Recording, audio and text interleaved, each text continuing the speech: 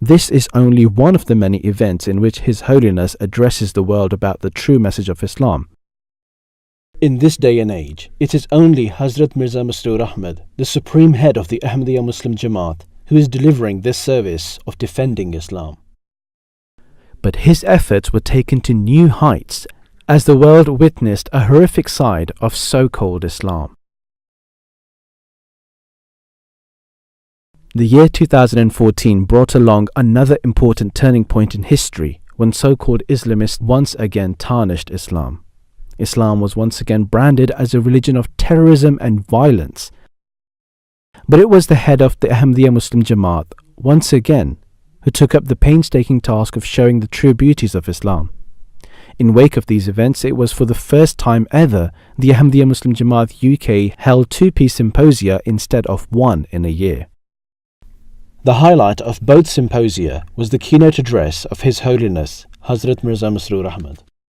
Firstly, on the 8th of November 2014, His Holiness addressed the dignitaries condemning the activities of ISIS and proved from the Holy Quran that this group had no relation to Islam. His Holiness proved that Islam was in fact a religion of peace. Over the past year, one particular group has viciously spread its network of terror and has become a cause of major concern for the world. I am speaking of the group of extremists commonly known as ISIS or IS. The actions of this extremist group are not only impacting Muslim countries, but also countries in Europe and further afield are also being affected by its brutalities.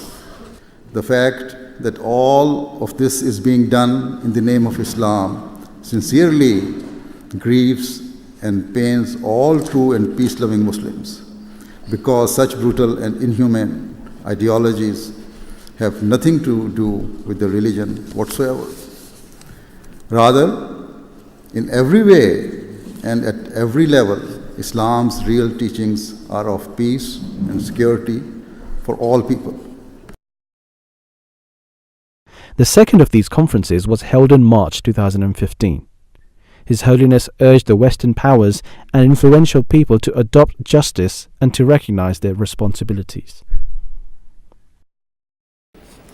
In terms of extremism, let it be absolutely clear that wherever and whenever anyone seeks to justify their hate-filled atrocities or injustices in the name of Islam, they should be condemned.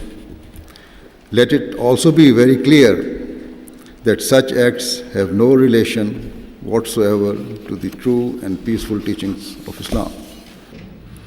There is no doubt that major powers and certain political and religious leaders are motivated by greed and their vested interests. Their selfish desires have contributed to the desperate state of affairs that we are witnessing, and so responsibility also lies with them. The world is being consumed by various issues that are leading to frustration and resentment, which in turn are undermining peace. Seated before me are various politicians, influential figures, and well-educated people, and so I wish to reiterate that you should all try your level best to influence your governments and leaders positively towards establishing justice and honesty at all levels.